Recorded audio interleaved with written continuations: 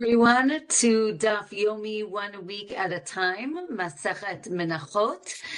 Today is our 12th class, and we are going to be reviewing Daf 80 through 86. 86 is actually tomorrow's Daf, but because we're doing it a day early, I figured we'd keep it to 1 week. So we're also going to be going ahead one day to also do tomorrow's Daf.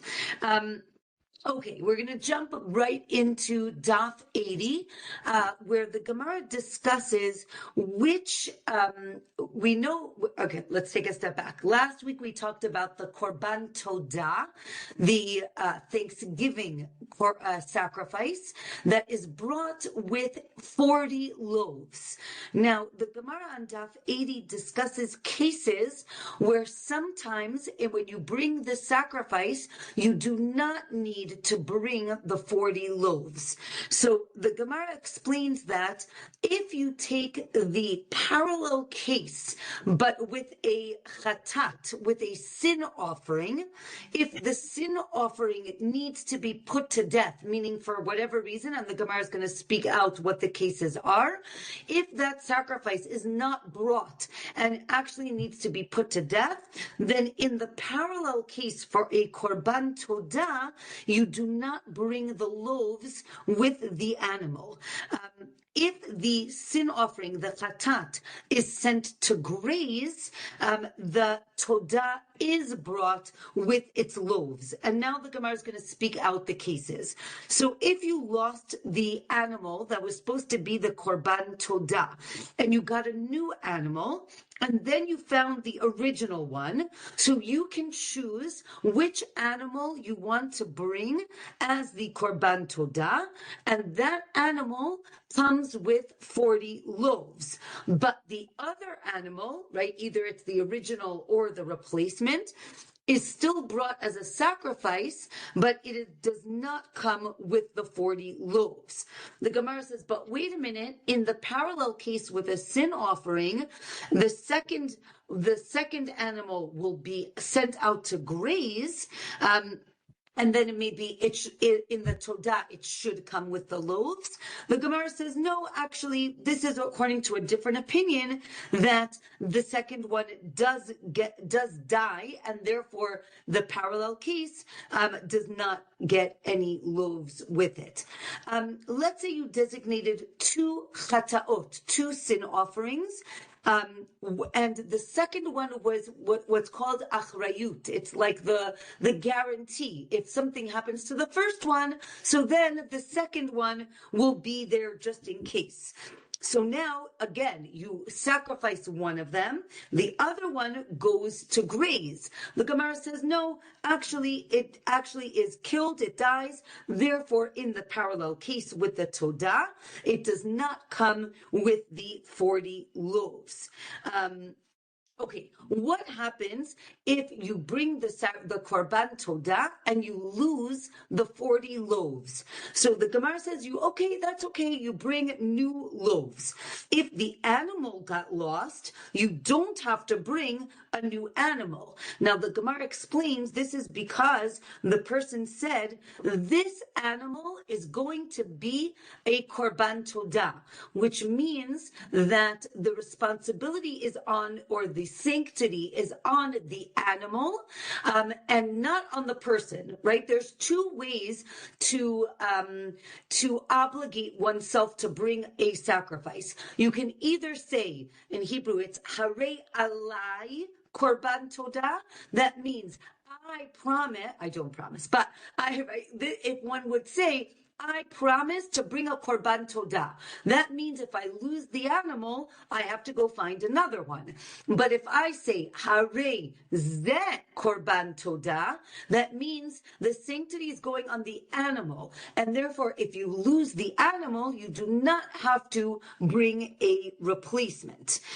Let's say you separated money for the korban todah, and then you bought the animal, and let's say there was a sale, so there's leftover money from that. You can use the money to buy the loaves or the wheat for the loaves. If you have leftover money from the loaves, you can't use it to buy the animal, to buy the korban todah, because the loaves are called the todah, but the animal is not called the loaves, the lechem or the matzot, and therefore it's only interchangeable one way, but not the other way. Let's say, again, the animal gets lost, and then you designated another one, and then it got lost again, and let's say you found all three animals. So if you gave, and then the Gemara goes through all the permutations, right? If you gave the first one, then the second one doesn't need loaves, but the third one does because it's a new korban todah. If you brought the third one, so then again, the second one doesn't need the loaves, but the first one does because it was the original sacrifice. And if you brought the second one, the middle one, then 1 and 3 don't need loaves at all. Another opinion in the Gemara is only one sacrifice gets the loaves, all the others do not, right? And again, the same thing with a chatat. If, again, you had a chatat and then it got lost and then you found it and then you designated a new one and it got lost. And again, if you do the same thing with a chatat, with a sin offering, you use one of them is put to death, meaning one of them dies, and one of them goes out to graze. So we have a similar idea.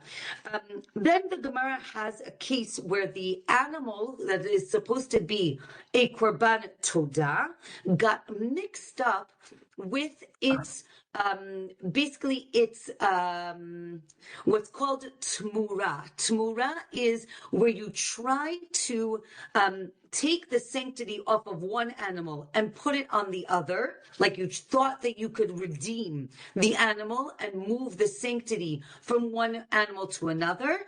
We'll learn there's a whole masachet called Masachet Tamara, but basically that doesn't work in the sense that the first animal does not lose its sanctity, but it does work in order to sanctify the second animal. So the second animal, I guess you can call it its replacement.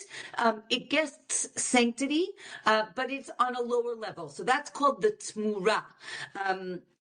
So let's say that the original animal gets mixed up with the Tamara animal, and then you don't know which one is which, and one of them dies.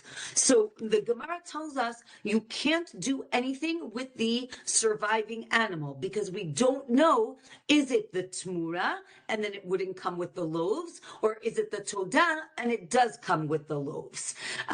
One opinion is, no, actually, that you can bring a new animal with loaves and bring the old animal, and then you can say, if this one was the todah, so then the loaves are for this one, and if this one is the todah, so then the loaves are with this one. And then the Gemara literally gives 8 different options on what could be done with this animal. Oh, maybe do this, and the Gemara speaks out. I'll tell you a few of them. I didn't write all 8 down, but it speaks out all the different options. But in the end, it says really there's nothing to do because in the end we don't really know what this animal is. Okay, so one of the options that's given on Daf 81 is you bring something, and then you say, again, if this is the todah, here are the loaves, and if it isn't the todah, then this new animal is the todah.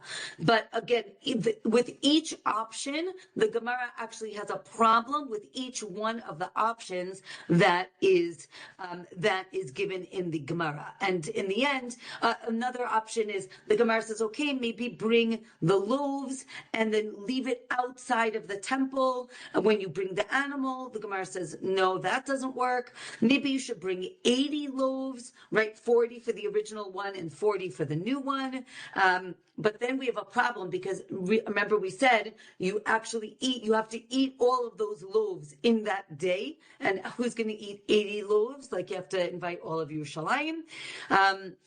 Or maybe you should bring 2 new animals and 80 loaves. And the Gemara says no. And basically the conclusion is there's nothing to do with the surviving animal and it cannot be a sacrifice. Okay, the next Mishnah tells us if a person says, I'm going to bring a korban todah, so then you have to bring the animal. Again, the korban todah is the animal and the loaves, the 40 loaves, and it has to be bought with money that is chulin. Chulin means regular, mundane money. It cannot be used, you can't use other money. We'll talk about which money you might want to use in a minute. Let's say you said, I'm going to bring the todah from chulin, from regular money, but the loaves I'm going to bring from maaser sheni money. Again, maaser sheni money is a tithe that a person needs to eat the produce in Jerusalem. Many times, especially if you lived far from Jerusalem, you can redeem the money onto coins, onto money. You took the money up to Jerusalem, and then with that money, you bought food and you had like a barbecue, a picnic in Jerusalem, and you ate whatever whatever you bought. So one could think, oh, I'm going to Jerusalem anyway. Why don't I use that money for my korban todah?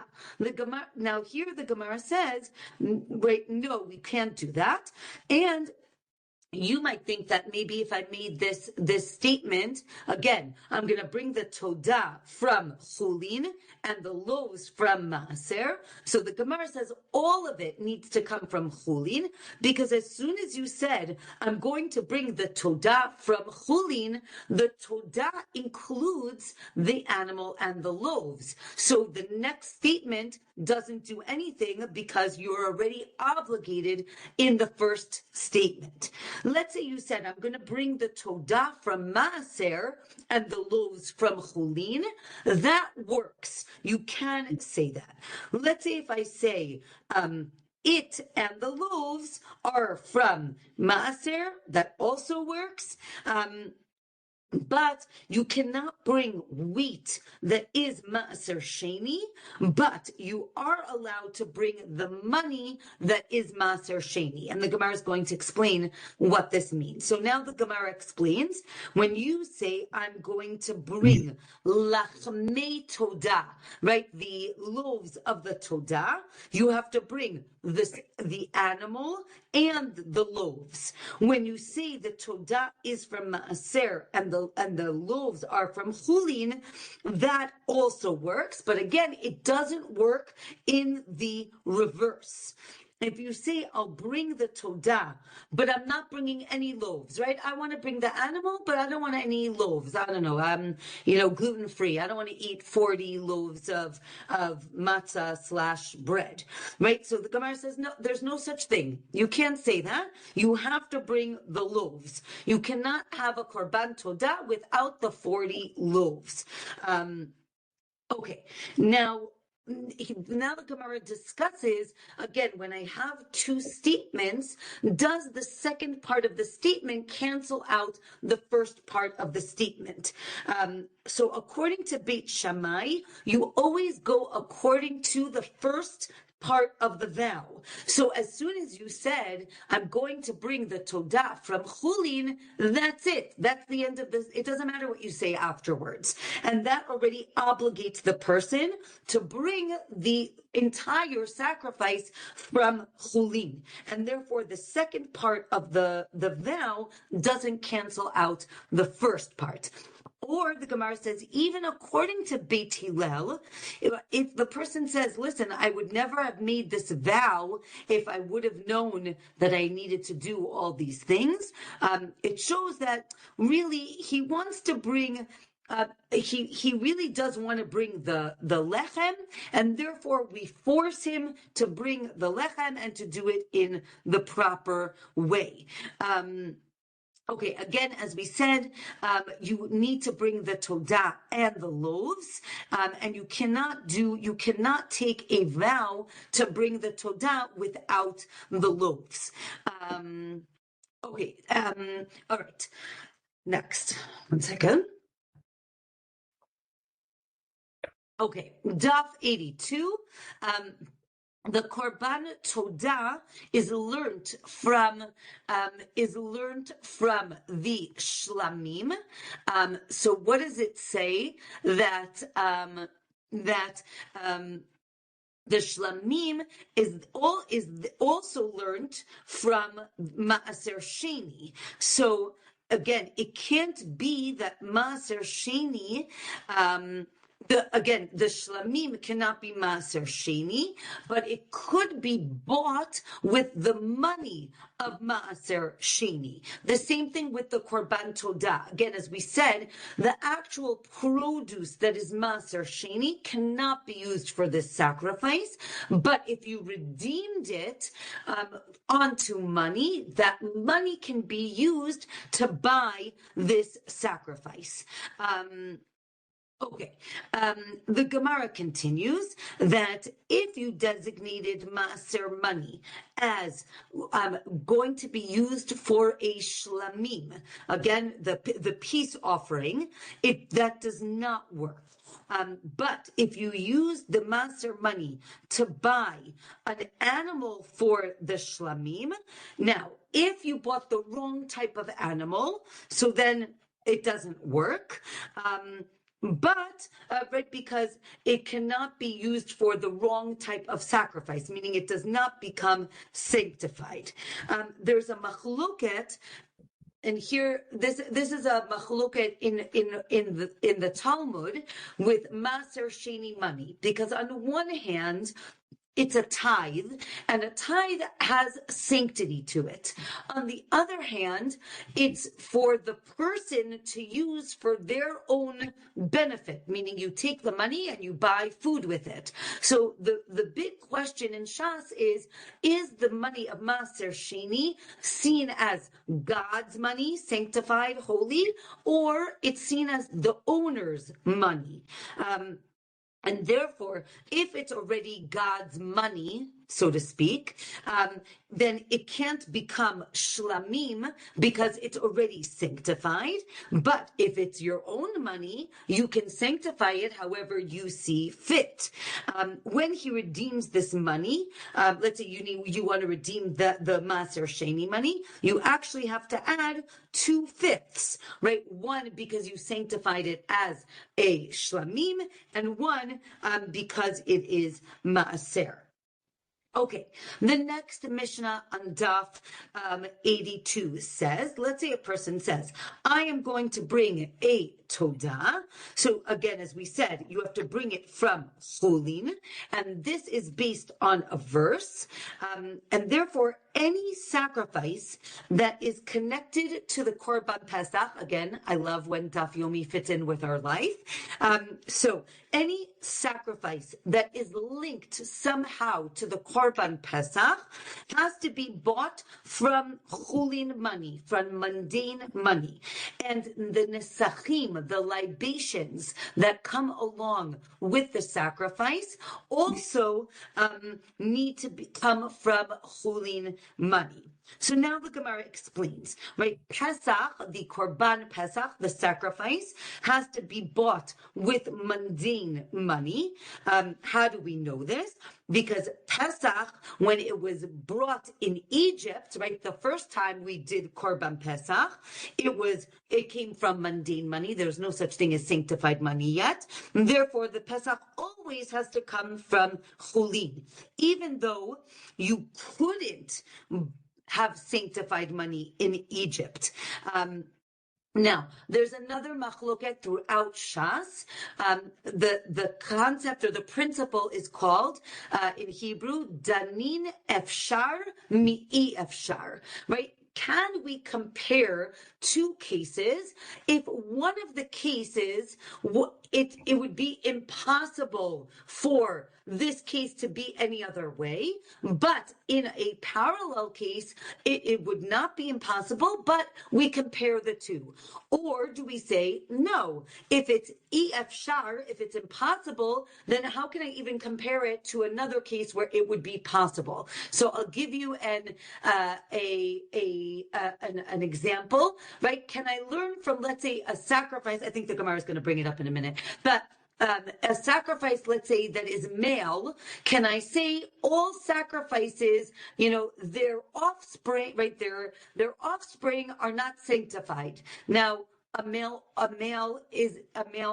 animal is never going to be pregnant. So how can I learn that to a female animal will be pregnant, right? So can I compare the two cases or not? That's the machloket.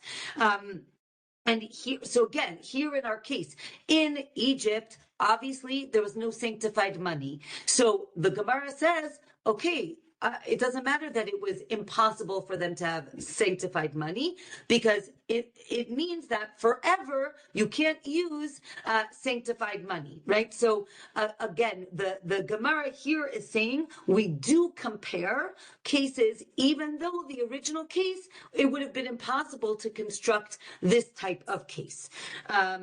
So again, the Gemara says, but wait a minute. In Egypt, right, Pesach was different. There's no altar. There's no Beit HaMikdash. There's no temple.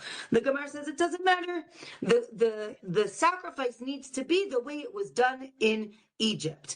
The Gemara says, okay, let's look at how it was done in the desert, right? In the desert, again, there's still no maaser, but the blood was put on the altar, so that works.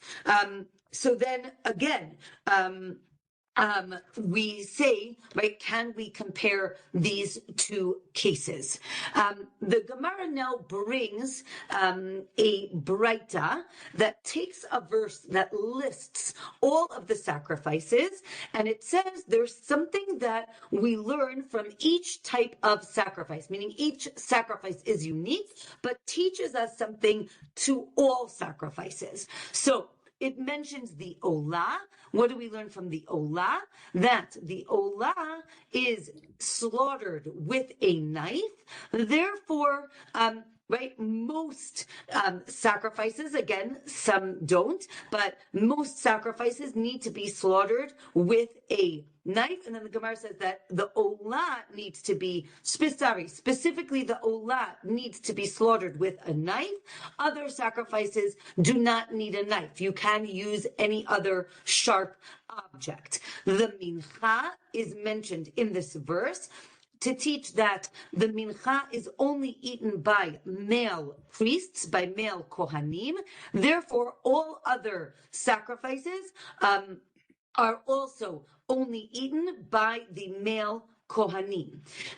Okay, Daf 83, the chatat teaches that anything that it touches becomes like the chatat, so too other sacrifices as well.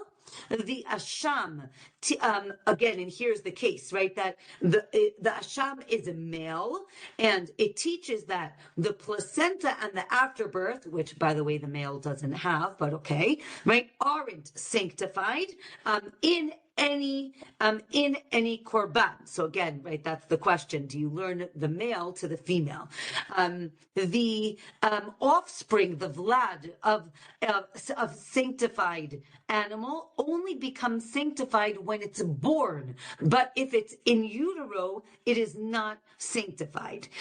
The miluim, right, the sacrifices that were brought in the inauguration of the temple, the leftovers are burnt, but the living animals are not.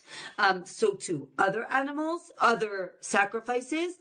The Shlamim teaches that just like it can become pigul, if you remember pigul from Masechet Zvachim, right, the improper intent, and it can affect pigul. Therefore, all other sacrifices have the same potential to become pigul. Okay, that Breita, that the first opinion is according to Rabbi Eliezer. Rabbi Akiva changes a few understandings. He says that the mincha it teaches that anything it touches becomes sanctified. So then that frees up the chatat.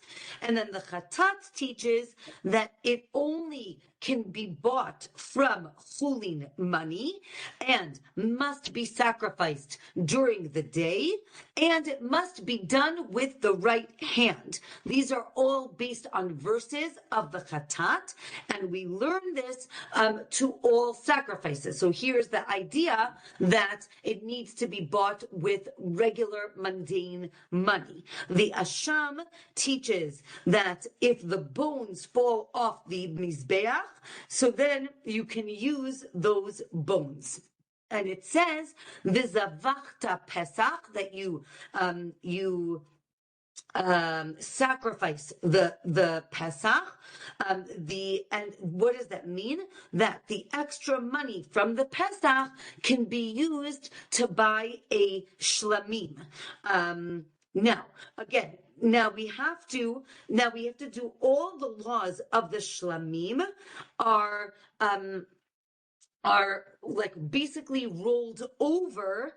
Basically, if you have a Pesach, an animal that was supposed to be a Korban Pesach, and it was left over after Pesach, it becomes a Shlamim.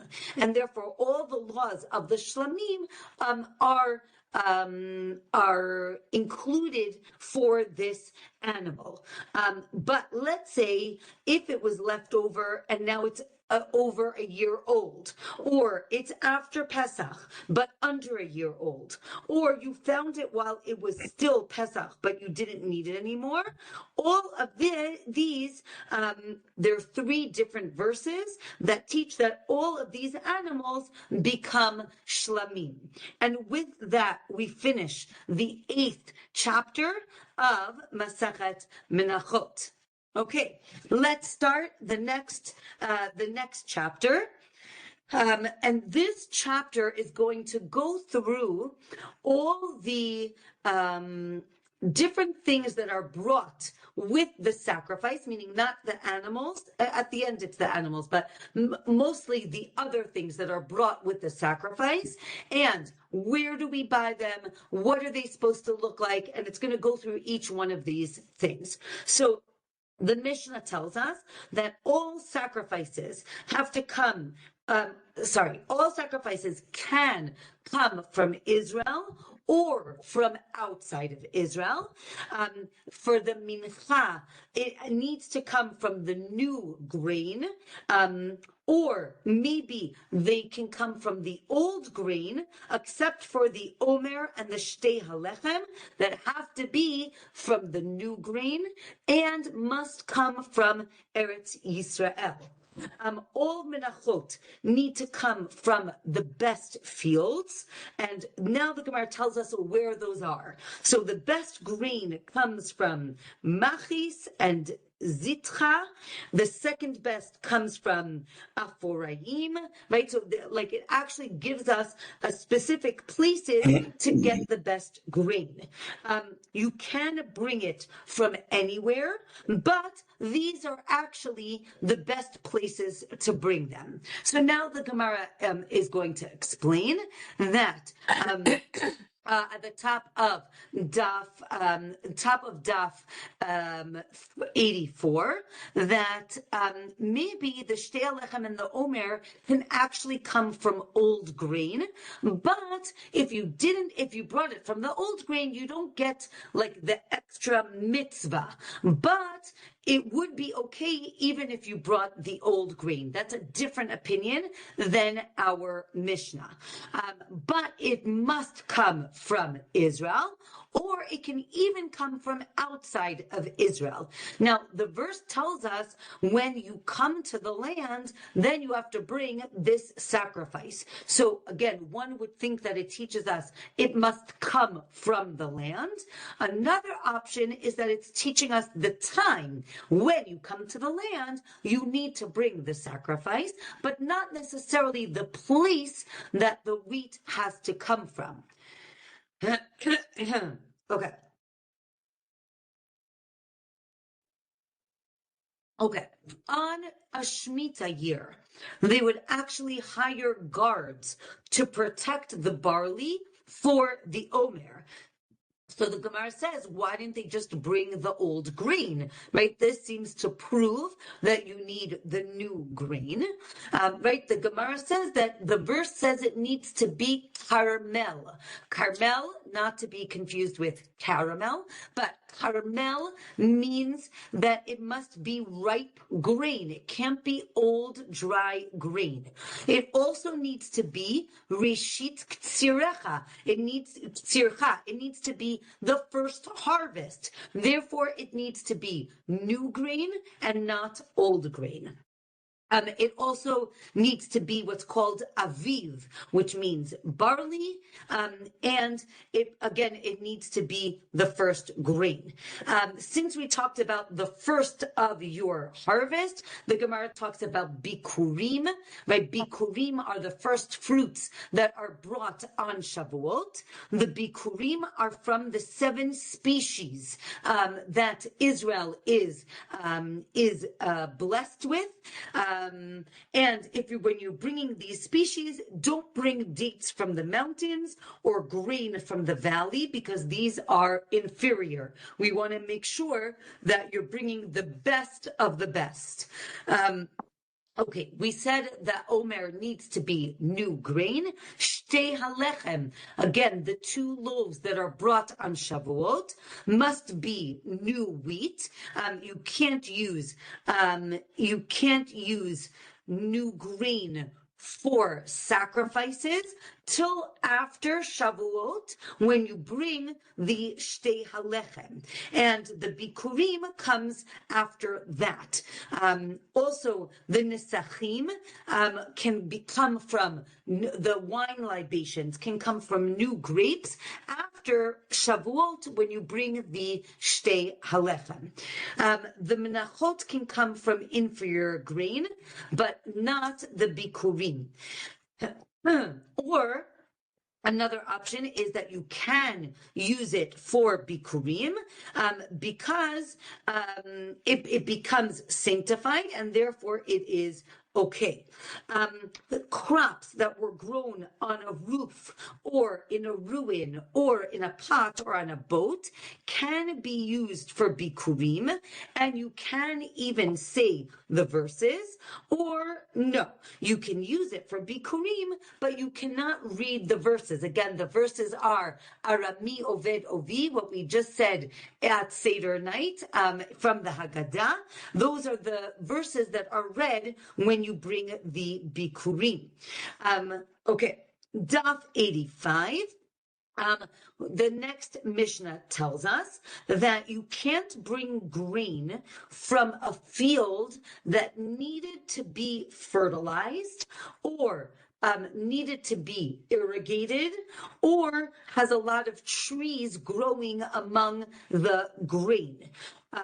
Again, because presumably all of these things are, it means that the field is an inferior field, and therefore the grain would be inferior. However, if you did bring the grain from these fields, it would be valid.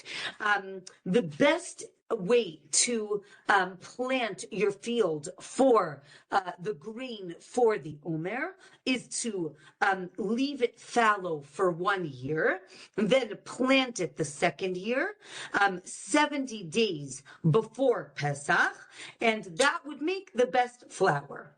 And the treasurer, the gizbar of the temple, would check the wheat, and what would he do? He'd put his hand into the flour, and if he picked up his hand and it was dusty, it came out with dust, then he would tell them to sift it more. The idea is we want it to be fine flour, but without, apparently this dust is not good, means that the flour is not the best flour. And if it becomes wormy, so then you would need to it would be invalid, and you could not bring this type of flour. Okay, so now the Gemara says basically you plow the field, and then the next year you plant it. So the Gemara asks, is the field plowed on the second year as well, or you just plant it? So the Gemara will answer this in a minute. Another thing is that the Omer needs to be brought from south-facing fields, and you plow it, and then the second year you plow it and you plant it. And again, you plant it during this sunny season, and this will produce the best type of grain. So this seems to prove that you do plow it twice. Then the Gemara says, if the field was weeded beforehand, so then you don't need to plow it the second year. But if not, then you do need to do it. Another way to plant this field is to plow it and plant half the field, and then the next year plow it and plant the other half of the field, right? It's really amazing that the concept of crop rotation existed, thousands of years ago in the Gemara. Now, the Gemara says, what if you sanctified this wormy wheat? Do you get lashes for sanctifying a blemished offering, what's called a ba'alum, right? We know that if you sanctify an animal that has a blemish, and you do it on purpose, so then you actually get lashes for doing that, because it's not the proper way to sanctify an animal. So the Gemara says, well, is that only for animals that have a blemish, or is it anything that is a sacrifice and is blemished? Meaning this flour or wheat that has worms in it seems pretty blemished to me. So is that considered a Baal Mum or not? And the Gemara says, Teku. Okay, the next Mishnah tells us that, so we did wheat, now we're moving on to oil. Tekoa, the Gemara tells us that Tekoa is the best place for oil. Tekoa is about a 15-20 minute drive from me, and from Zohar as well. It's in Gush Etzion. So it is the best place for oil. The second best place is called Regev, which is in the Transjordan. But really you could bring oil from anywhere, but these are the best places. Now again, this Mishnah is going to be exactly parallel to the last Mishnah. You can't bring it from fields that needed to be fertilized, watered, or had things growing in it. But if you did, it would be valid. You cannot bring unripe olives, but if you did, then it would be okay. And you can't bring olives, or again, oil made out of olives that were soaked in water or pickled or boiled. And if you did, it would be invalid, right? So there's a certain point where it's too bad, or, not good, and cannot be brought at all. Okay, so the Gemara tells us that if you remember your Navi, Yoav brings a wise woman, an Isha Chachama, from Tekoa to David. The Gemara says, why did he have to bring her from Tekoa? So the Gemara says, because they had so much olive oil, it made people smarter, right? So if you remember, we learned that the Menorah, the oil, is intelligence, Chokhmah. So here we see that if you lived in Tekoa, you were smarter because of all the oil. Oil is also mentioned in the bracha, in the blessing to the tribe of Asher, that his portion in Israel will have a lot of oil.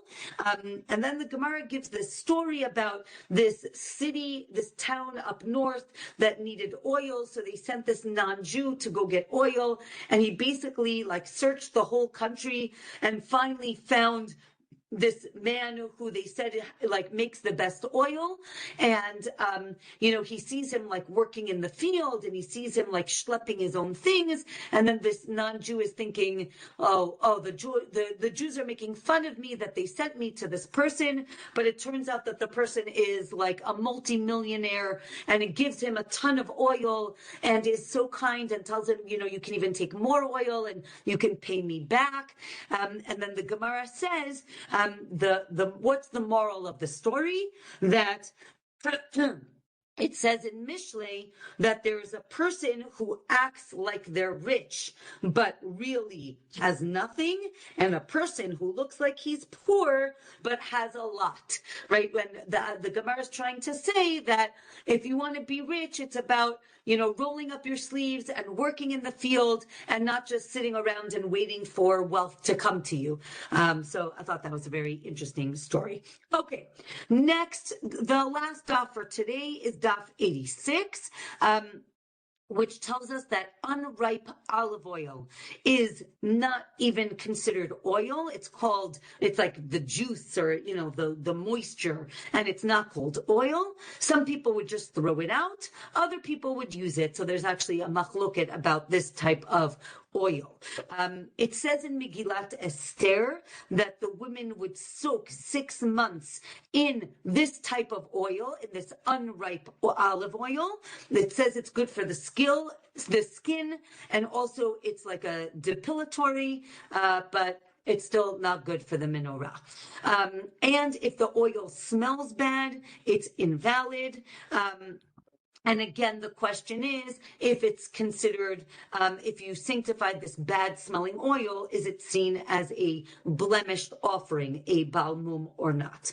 Okay, the next Mishnah is going to tell us how they made oil, right? So it tells us that olives are harvested 3 times a year, and each harvest has 3 stages of oil production. So we're going to, we'll have harvest A, B, and C, and oil 1, 2, and 3 from each one of these harvests. So what would you do? The first harvest, you pick the olives at the top of the tree because they had the most sun.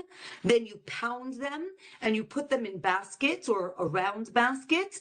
And the oil that just flows out of them is the first, right? We'll call it 1, right? So A1.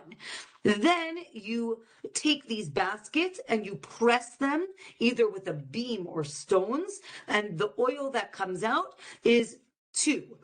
And then you grind up what's left of the olives, and then you press that again, that olive mush, you press it again. That is 3.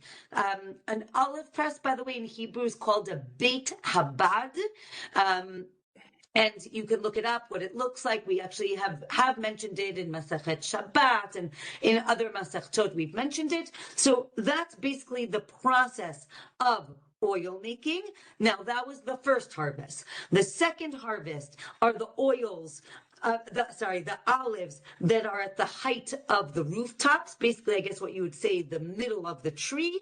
And again, you do the same thing, right? So you pound them and you put them in baskets. What runs out is 1. You press them, that's 2. You grind them and press them, that's 3. I missed that. 1, meaning A1, also B1, that oil is used for the menorah, and then 2 and 3, either A, B, or C, is used for menachot. Okay, so again, A1 menorah, A2, 3 menachot. The same thing for B1 menorah, B2, B3 for menachot. The third harvest are olives that are not ripe, basically. So they put them in a vat till they spoil, basically they crack open, and then you dry them out on the rooftop, and then you do the same process again. Pound them, what comes out is 1, press them, 2, and then grind them, press them 3. Okay, so now, and then again, C1 for the menorah, C2 and 3 for the menachot. So the Gemara says, right, shemen zayit, it has to be directly from the olive. You might think that first you grind them and then you press them. The Gemara says no. Number one, like the best type, is where you don't grind it at all. And that is the best type of oil. Okay, the next Mishnah, the last Mishnah that we're going to do today, again, we said A1 is the best oil. Now, A2, so just if you can like keep it in your mind. So A2 and B1 are of equal like quality, and then A3, B2, and C1, right? So basically, like go down. Those are equal in quality, and then B3 and C2 are equal, and C3 is the lowest. I hope I didn't lose you. I hope that was clear. If not, I can explain it again. Let me know. The Mishnah continues that all the menachot really should have the best oil, right? It's shemen zayit zach, right? Clear, the best oil. But again, the best oil really is for the menorah, and everything else can be used for the menachot. So now the Gemara says, again, as we said, B3 and C2 are equal in quality for the menachot. Again, what does it mean shemen zayit zach? So zach means clear or pure. Katit means crushed olives or smashed olives. And again, really you should use the best for the menachot, but it's very expensive. So Hashem said, you can use a little bit less of a quality for the menachot. And again, right, God says that the shemen zayit zach is for us, for Bnei Israel, meaning we need to use the best oil, but for us, not for God. What does that mean? That really, God does not need light. If you remember, we know that God was a pillar of light that led the Jewish people in the desert. He does not need light. He doesn't need us to light a menorah so he could see. Rather, the light is for us, and the Gemara proves it by the windows of the Beit HaMikdash. The windows of the Beit HaMikdash were narrow on the inside and wide on the outside. Normally, like if you're ever in old castles, it would be narrow on the outside and wide on the inside. Also for defenses that you couldn't shoot in, but also to let the light in. Here, this is to let the light out, right? The menorah is to illuminate the world, not the inside of the Beit HaMikdash, right? It's to show and to be an edut, right? A testimony that the Shekhinah, God's presence, is with the Jewish people, and He is with us, and that light is something that is supposed to shine outside to everyone else. Okay, now we didn't finish the whole Daf 86, but there just is, we finished, there's another Mishnah at the bottom, so I think we're going to end here, and we will pick it up next week. Be'ezrat Hashem, next week we will have class at our regular day on Tuesday at this time. We have a few minutes, so if anybody wants to ask any questions, I'm happy to hear any questions or comments. And also, Moadim L'Simcha, I didn't even say that. I was so excited about Daf, but Chag Sameach to everyone, and I hope that you had a beautiful Chag, and so nice to see everyone. So yes, any questions, comments? Thank you, Rabbanit. You're always great. You're always great. Thank you, Rabbanit. You're always great. Oh, thank you so much. Thank you. Thank you. Thank you very much. My granddaughter also says thank you. Oh, hi. Say hi. I have a question, Rabbanit. Yes. So just, as we're going through these dafim, were fantastic. They were so wonderful. There was this little section that caught my eye where they're talking carefully about, what happens when an animal korban is invalid, becomes blemished, etc., and there could be lashes, whatever. And so, we're talking about the grain offering. So finally, a guy says, yeah, but what about that? It can be invalid. Do we get lashed? And then again, it's just taiku. Nobody knows. And they ask again a couple of different times about that. But is there anything else about that topic where it is discussed what happens to an invalid grain offering? How is it destroyed? Do you know?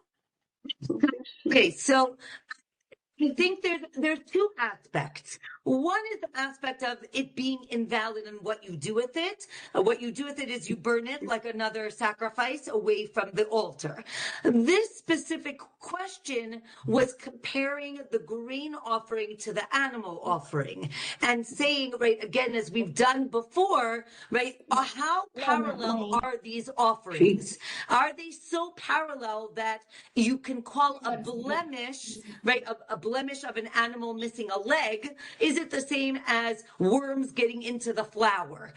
So I think it was more about how parallel these two types of sacrifices are versus what do we do with an invalid sacrifice? I think that is less of the issue and more in terms of like how we compare them. And they were asking if you were going to get lashed. Right. That was the thing for the right, exactly. So nobody wants to get lashes. No, exactly. We didn't get an answer. Exactly. Yes. Yeah, great question. Any other thoughts, comments? I locked myself out of my house. Oh, you I what? was going to ask you how you're feeling. This has been a difficult month. How are you feeling, Aliza? My heart rate is normal, but I'm going to get 2 finger and 2 fingers so I can check it each day until I calm down. Okay. I have to be able to we're see hoping for a complete recovery. That's if I'm reborn. You can't. It's not gonna. Not at my. We're hoping that you feel good. Thank you, Baruch Hashem. Okay. Well, want to send everyone a Chag Sameach? Put her back on so I can see her. There she is. Who is she? Who is she, Zohar? That's my granddaughter. Oh, beautiful child. Thank you. All right. Chag Sameach, everyone. Enjoy the last day of Chag, the last days. And Shabbat Shalom. May be very, very peaceful, Rabbanit. Very peaceful for all of you, all of us. Peaceful, joyful, glorious, the best Pesach ever, and may we hear great news. Amen. Yes. Thank you so much. Yeah. Thank you. Bye, everyone. Have a good week. You too.